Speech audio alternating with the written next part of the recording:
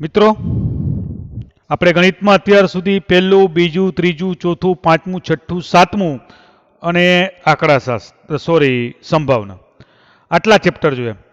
આજે આપણે ચતુષ્કોણ જોઈશું. જે વસ્તુ આપણા અભ્યાસક્રમમાં સ્કીપ કરેલી છે, આ વખતે કાઢી નાખેલી છે, એ તમને સાઈડમાં કહેતો જઈશ. બરાબર? એટલે પહેલેથી તમારે ટૂંકમાં તમને જેટલું અહીંયા કરાવો એટલું તમારે યાદ રાખવાનું. તો આજે આપણે ચેપ્ટર નંબર 8 ચતુષ્કોણ અભ્યાસ કરીએ છીએ. પ્રકરણ 8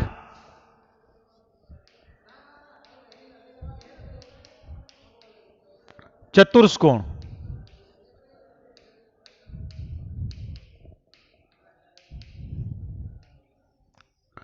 પ્રકરણ 8 આપણે ચતુષ્કોણનો અભ્યાસ કરવાના છીએ. તો જો બાળકો, આના પહેલાનું ચેપ્ટર હતું ત્રિકોણ. આપણે ત્રણ સમરેખ બિંદુઓ લઈએ. સમરેખ બિંદુઓ 1, 2 અને 3. તો ત્રણ સમરેખ બિંદુઓમાંથી એક સીધી રેખા પસાર થાય. 3 માંથી 2 સમરેખ હોય અને એક કોઈ પણ 2 સમરેખ હોય તો ત્રિકોણ બને. આ 2 સમરેખ છે. એવી રીતે જો 4 સમરેખ બિંદુ હોય તો જો આ રીતે 1, 2, 3 અને 4 એક જ રેખા બને. હવે આપણે ચતુષ્કોણ ઉપર જઈએ છીએ. 4 બિંદુમાંથી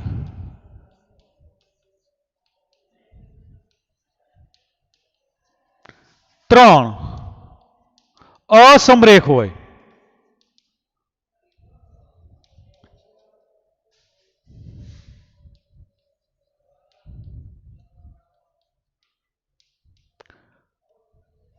ચાર બિંદુમાંથી ત્રણ અસમરેખ બિંદુ હોય તો જુઓ,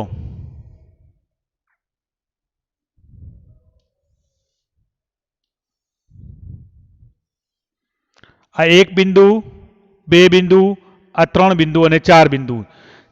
કોઈ પણ એકની સાપેક્ષે બાકીના ત્રણ તમને અસમરેખ દેખાશે. તો ચાર બિંદુમાંથી ત્રણ અસમરેખ બિંદુ હોય તો શું બને? ચતુષ્કોણ બને છે.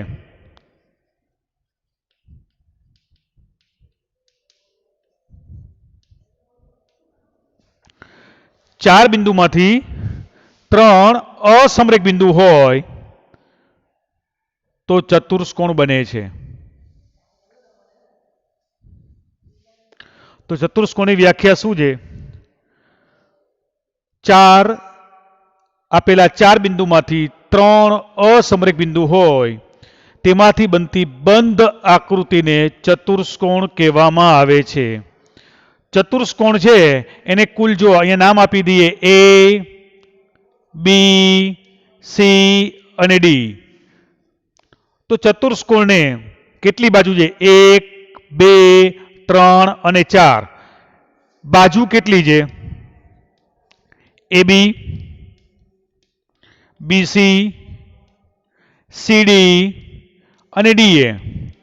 એટલે બાજુ 4 છે. બાજુ કેટલી છે? 4.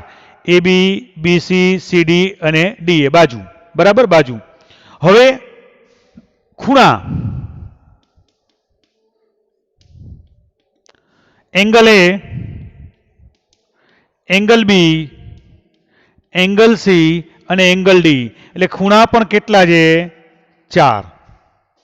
ખૂણા પણ કેટલા છે? 4. હવે આ ભાગને શું કહેવાય? વિકર્ણ. શું કહેવાય? વિકર્ણ. બે વિકર્ણ છે. વિકર્ણો કયા છે? AC અને BD. બે વિકર્ણ છે. તો ચતુષ્કોણને કુલ અંગો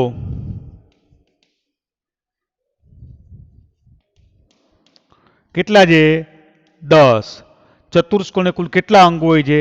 10 અંગો હોય છે, 4 બાજુ, 4 ખૂણા અને 2 વિકર્ણ. ચતુષ્કોણની વ્યાખ્યા શું? 4 બિંદુમાંથી 3 બિંદુઓ અસમરેખ હોય તેમાંથી બનતી બંધ આકૃતિને ચતુષ્કોણ કહેવામાં આવે છે. ચતુષ્કોણ કેટલા અંગો હોય?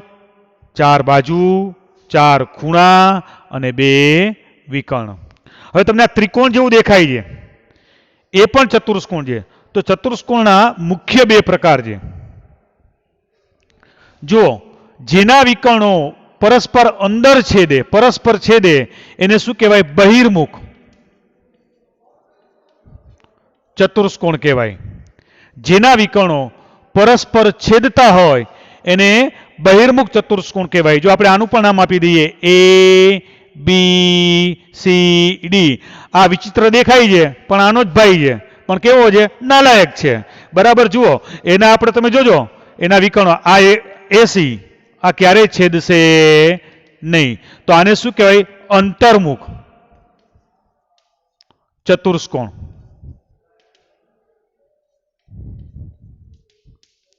જો આને પણ જુઓ, 1 2 3 અને 4 ખૂણા છે, 4 બાજુ છે, 1 2 3 અને 4 બાજુ છે અને 2 વિકર્ણ છે. જે ચતુષ્કોણના 2 વિકર્ણો પરસ્પર છેદતા હોય એને શું કહેવાય?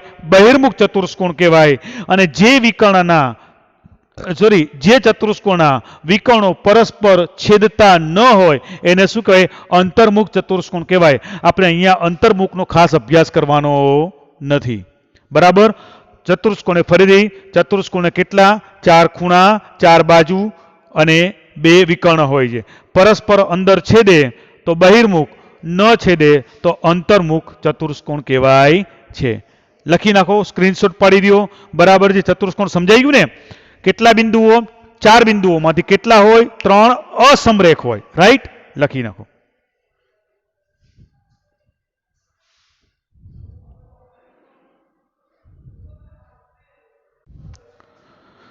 હવે જુઓ, જેમ ત્રિકોણના ત્રણેય ખૂણાનો સરવાળો 180 હોય એમ આપણે એક બહિર્મુખ ચતુષ્કોણ લઈએ છીએ.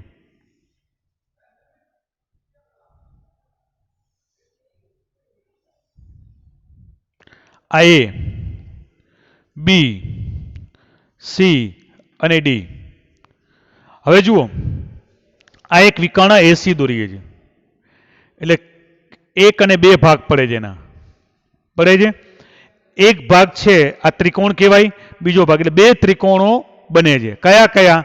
તો ત્રિકોણ એ સી ડી, ત્રિકોણ એ સી ડી વત્તા ત્રિકોણ એ સી બી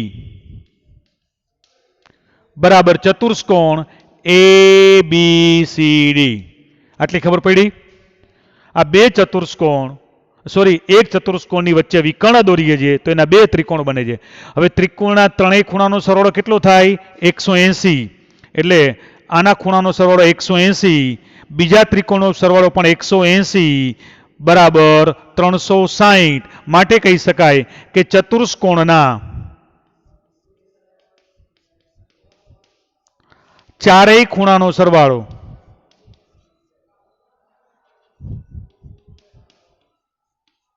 સરવાળો 360 થાય છે.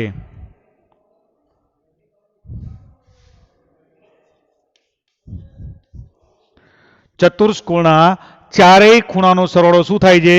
360 થાય છે. બીજા અર્થમાં ખૂણો એ વત્તા ખૂણો બી વત્તા ખૂણો સી વત્તા ખૂણો ડી બરાબર 360. તો ચતુષ્કોણના ચારેય ખૂણાનો સરવાળો કેટલો થાય છે? 360 થાય છે. એ અંતર્મુખ ચતુષ્કોણ હોય કે બહિર્મુખ ચતુષ્કોણ હોય, ચતુષ્કોણ કોઈ પણ હોય, એના ચારેય ખૂણાનો સરવાળો કેટલો થાય છે? 360 થાય છે. એના ઉપર આપણે 8.1 નો પહેલો દાખલો એક જ આપેલો છે, એકની બદલે 3-4 દાખલા આપણે ગણીશું. બરાબર છે? તો બીજી વસ્તુ પણ તમને સમજાઈ ગઈ. પહેલી વસ્તુ શું હતું? ચતુષ્કોણની વ્યાખ્યા અને એના 2 પ્રકાર. ચતુષ્કોણ કુલ કેટલા અંગો હોય છે? 4 ખૂણા, 4 બાજુ અને 2 વિકર્ણ. ચતુષ્કોણના ચારેય ખૂણાનો સરવાળો કેટલો થાય? 360 થાય. સિમ્પલ સાબિતી છે. એક વિકર્ણ દોરી લ્યો, બે ત્રિકોણ બને.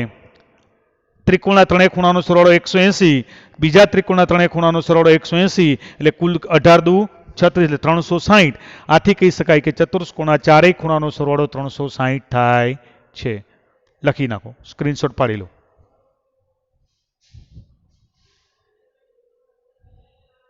હવે જુઓ, ચતુષ્કોણના પ્રકાર, આપણે બહિર્મુખ ચતુષ્કોણના પ્રકાર જોવાના છે.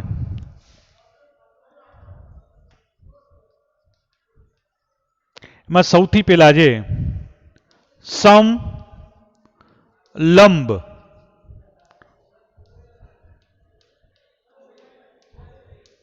સમલંબ ચતુષ્કોણ. સમલંબ ચતુષ્કોણ. તો જેની આકૃતિ જુઓ, આ એક અને બે રેખા બંને કેવી છે? પેરેલલ છે, રેલગાડીના પાટા જેમ. રેલગાડીના પાટા છે બરાબર છે, એક ગામથી બીજે ગામ વચમાં જતા તો ભેગા થાય નહીં. પેરેલલ એટલે સમાંતર.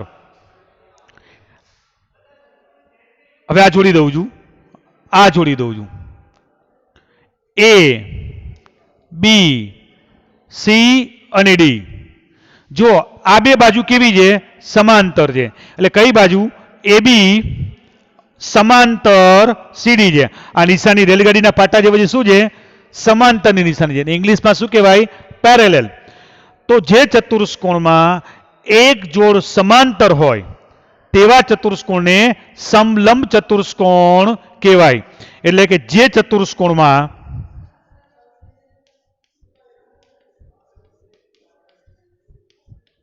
માત્ર એક જોડ સમાંતર હોય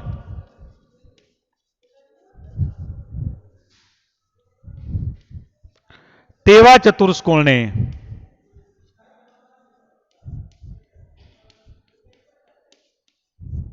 સમલંબ ચતુષ્કોણ કહેવાય.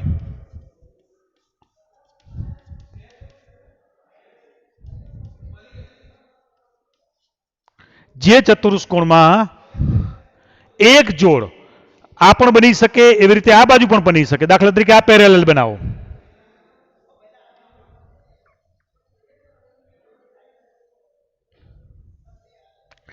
પી ક્યુ આર એસ. અહીંયા જુઓ, પી એસ સમાંતર ક્યુ આર છે. જો આ બંને તો આમ ઉપર કરશું ને તો ભેગી થઈ જશે, કાપશે. ટૂંકમાં જે ચતુષ્કોણમાં માત્ર એક જોડ સમાંતર હોય તેવા ચતુષ્કોણને સમલંબ ચતુષ્કોણ કહેવાય. હવે એની ખાસિયત જોઈએ. ચતુષ્કોણના ચારે ખૂણાનો સરવાળો તો 360 હોય જ, પણ એની એક ખાસિયત છે સમલંબ ચતુષ્કોણની.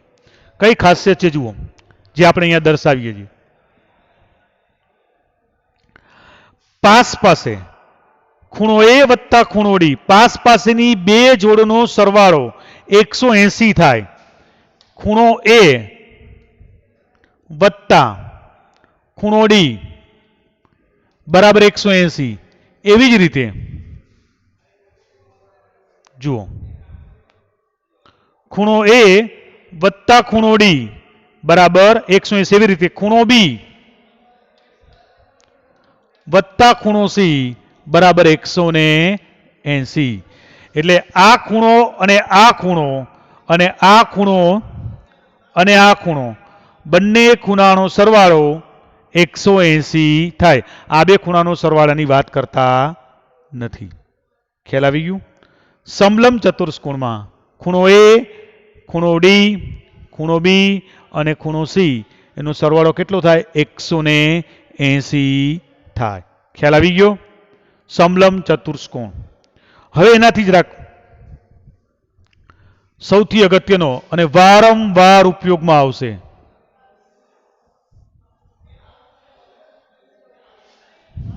સમાંતર બાજુ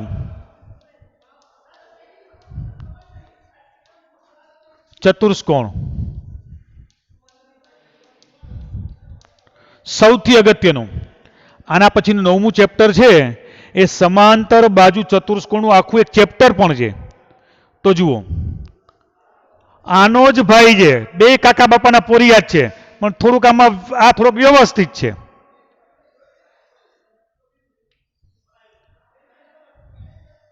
જુઓ, આ બાજુ અને આ બાજુ પેરેલેલ છે, સમાંતર છે. એવી રીતે આ બાજુ અને આ બાજુ પણ પેરેલેલ છે. જે ચતુષ્કોણની બંને જોડ સમાંતર અને સરખી હોય, જે ચતુષ્કોણની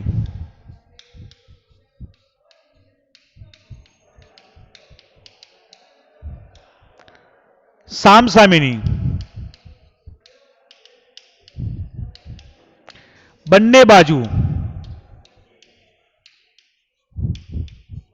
સમાંતર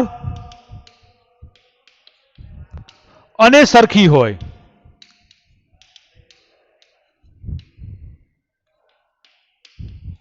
તેવા ચતુષ્કોણને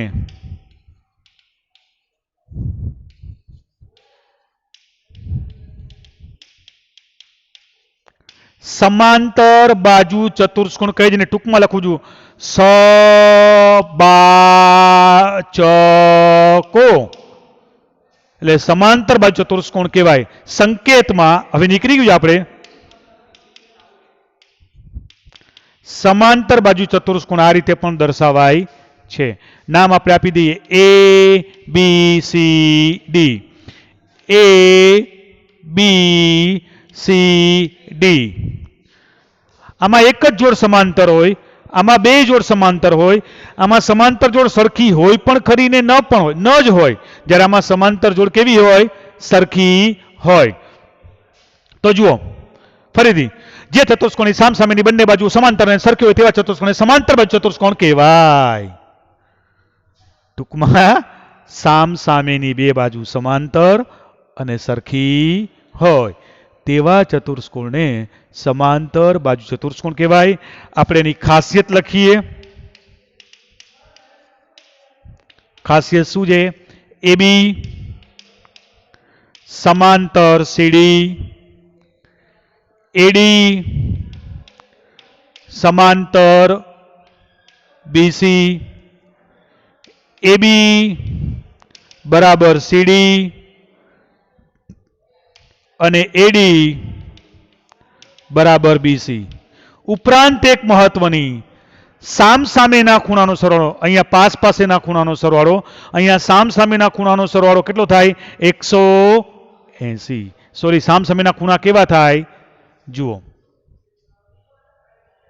સરખા થાય. સમાંતર બાજુ ચતુષ્કોણના સામસામેના ખૂણા કેવા થાય? સરખા. ખાસિયતમાં ખૂણો એ બરાબર ખૂણો સી, ખૂણો બી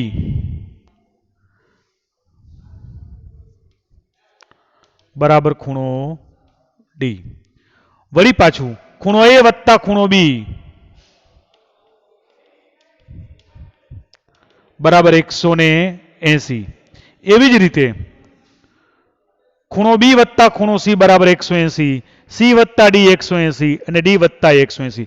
દાખલા તરીકે જો આ 50 હોય તો આ 50 થાય. બેનો સરવાળો કેટલો થાય? 130. આ 130. જોજો હવે, સામસામેના ખૂણા સરખા. આ 50 તો આ 50, આ 130 તો આ 130. પાસ પાસેના ખૂણાનો સરવાળો 180. 50 અને 130 એટલે 180. 130 ને 50 એટલે 180. 50 અને 130 એટલે 180. 130 અને 50 એટલે 180. ચારે ખૂણાનો સરવાળો 360. 5 5 ને 13 18. 18 ને 5 23. 23 ને 13 36. 360. તો સમાંતર બાજુ ચતુષ્કોણની ખાસિયત શું?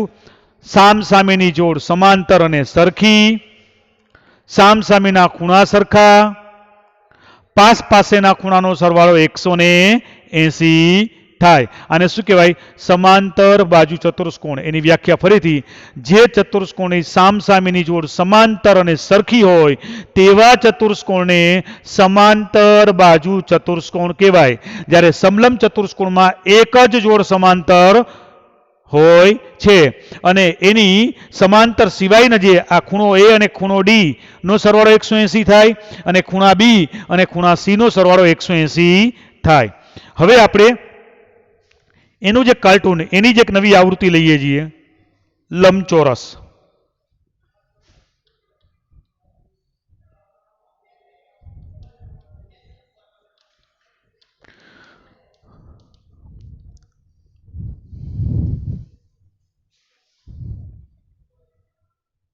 હવે જુઓ, બે રીતે વ્યાખ્યા આપી શકાય. લંબચોરસ તો આપણે વર્ષોથી જોતા આવ્યા છીએ.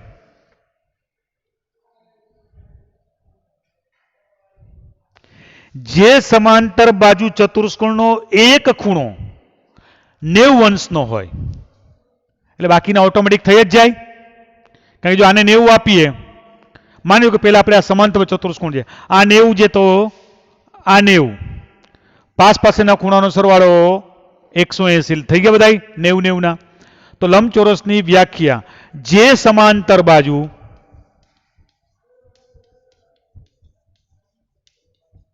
ચતુષ્કોણ નો એક ખૂણો 90 અંશ હોય તેવા ચતુષ્કોણે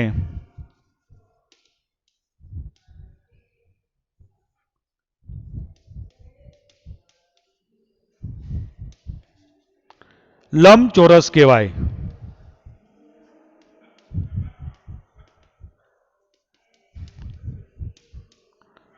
બરાબર. એટલે કે જે સમાંતર ચતુષ્કોણમાં જે નિયમ લાગુ પડતા હોય આમાં ઓટોમેટિક લાગુ પડે. જુઓ, સમલંબમાં લાગુ પડતા હોય, સબાચકોમાં લાગુ પડે, સબાચકોમાં લાગુ પડતા હોય, ચોરસમાં લાગુ પડે. જો સામસામેની જોડ કેવી હોય, લંબચોરસમાં સરખી હોય. આ બોર્ડ જે લંબચોરસ કહેવાય, તમારી ટેક્સ્ટ બુક છે લંબચોરસ કહેવાય. બરાબર. તમારા ઘરમાં ઘણી બધી વસ્તુઓ લંબચોરસ હશે. તમે જોઈને આજુબાજુ તમે નજર કરશો, સામસામેની જોડ સરખી છે, સમાંતર પણ છે જ. બરાબર છે. પાસ પાસેના ખૂણાનો સરવાળો 180 થાય છે. બરાબર છે. એટલે જે સમાંતર ચતુષ્કોણનો એક ખૂણો 90 અંશનો હોય તેવા ચતુષ્કોણને લંબચોરસ કહેવાય. ક્લિયર? બરાબર છે. પાસ પાસેના ખૂણાનો સરવાળો 180, દરેક ખૂણો 90 નો, સામસામેની બાજુ સરખી. ક્લિયર? હવે આગળ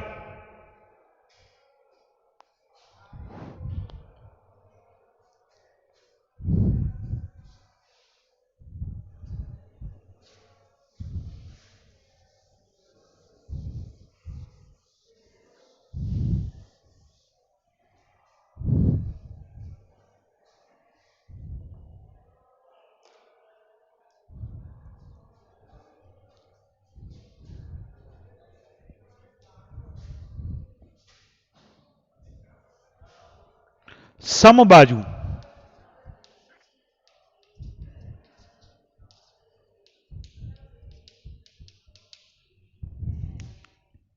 જોજો એની આકૃતિ.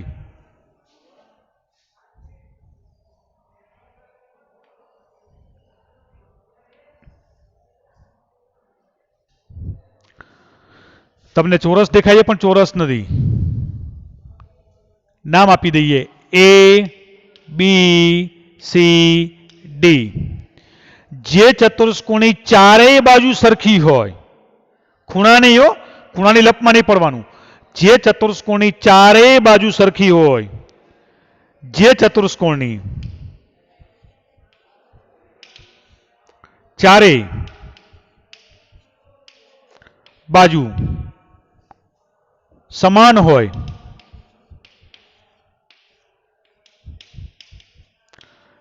તેવા ચતુષ્કોણને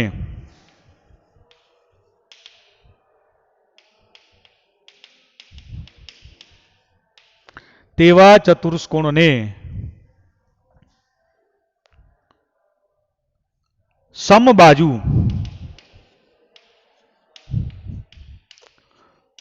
ચતુષ્કોણ કહેવાય.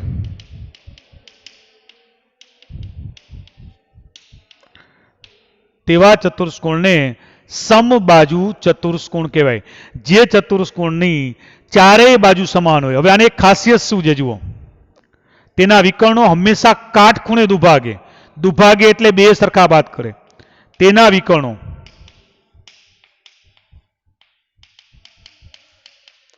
કાટખૂણે દુભાગે છે એટલે કાટખૂણો બનાવે છે. ચારે બાજુ સરખી છે. AB, BC, CD અને DA. ખૂણા સરખા હોય નહીં. બરાબર. સામસામેના ખૂણા સરખા હોય નહીં. જે ચતુષ્કોણના ચારેય ખૂણા સમાન હોય તેવા ચતુષ્કોણને સમબાજુ ચતુષ્કોણ કહેવામાં આવે છે.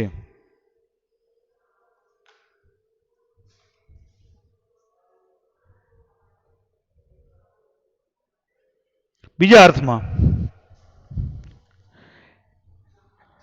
જે સમાંતર બાજુ ચતુષ્કોણ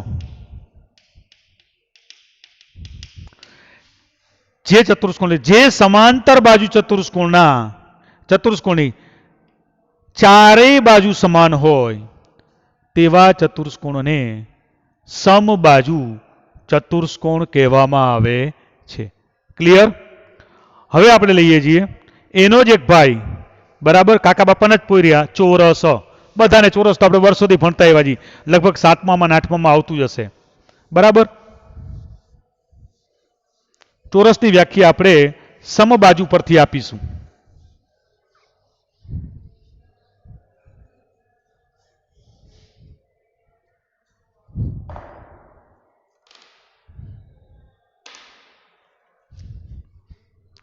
ચોરસ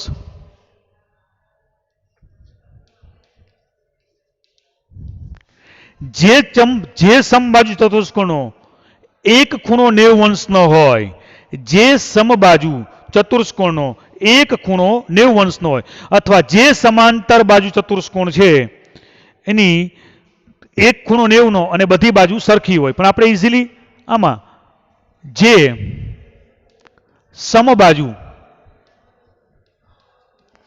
ચતુષ્કોણ એક ખૂણો 90 અંશ હોય તેવા ચતુષ્કોણને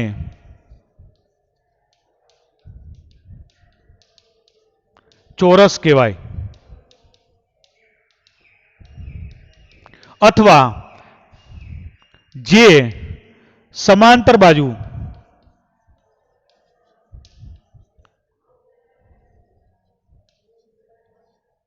અથવા બીજી રીતે જે સમાંતર બાજુ ચતુષ્કોણ ની ચારેય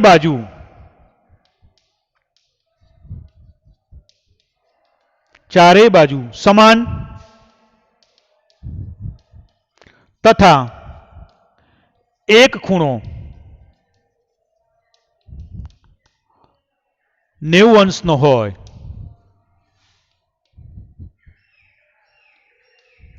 તેને ચોરસ કહેવાય. ચોરસ તો આપણે બધાને આકૃતિ ખબર જ છે. આ ચોરસ એબીસીડી, બધી બાજુ સરખી, ચારે ખૂણા સરખા 90 અંશના, બરાબર છે. હવે આવે છે પતંગાકાર ચતુષ્કોણ. પતંગ જોયો છે ને બધાએ? પતંગાકાર ચતુષ્કોણ. જો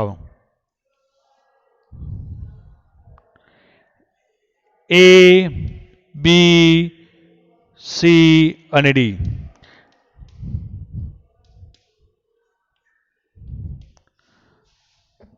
જુઓ, જે ચતુષ્કોણની પાસેની બે બાજુ સરખી હોય, જે ચતુષ્કોણની પાસેની બે બાજુ સરખી હોય તેવા ચતુષ્કોણને પતંગાકાર ચતુષ્કોણ કહે છે. એટલે કે જે ચતુષ્કોણની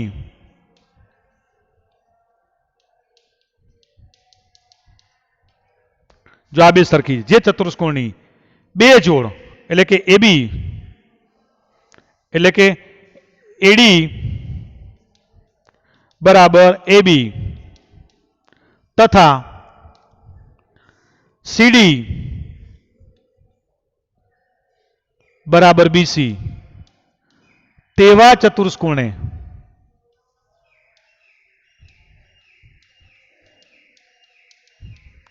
પતંગાકાર ચતુષ્કોણ કહે છે.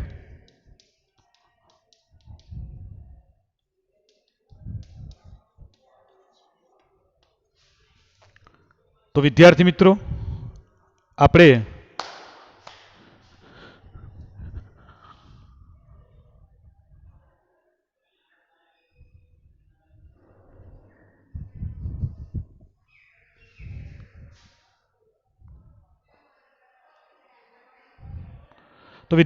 આપણે આ જરાક હલી ગયું હો, એટલે જરાક આવું થઈ ગયું.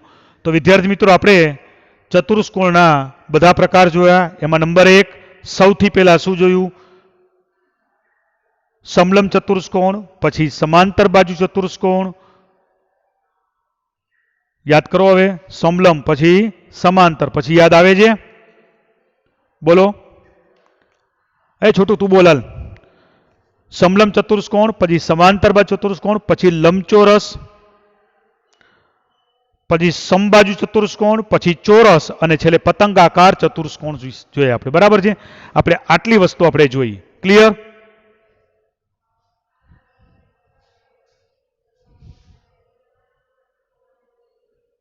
નેક્સ્ટ લેક્ચરમાં આપણે આના દાખલા કરીશું 8.1 પર આધારિત. એક જ દાખલો આપેલો છે, આપણે 5 થી 6 દાખલા કરીશું અને ફરીથી પાછું આપણે નેક્સ્ટ લેક્ચરમાં આનું રિવિઝન પણ કરી લઈશું.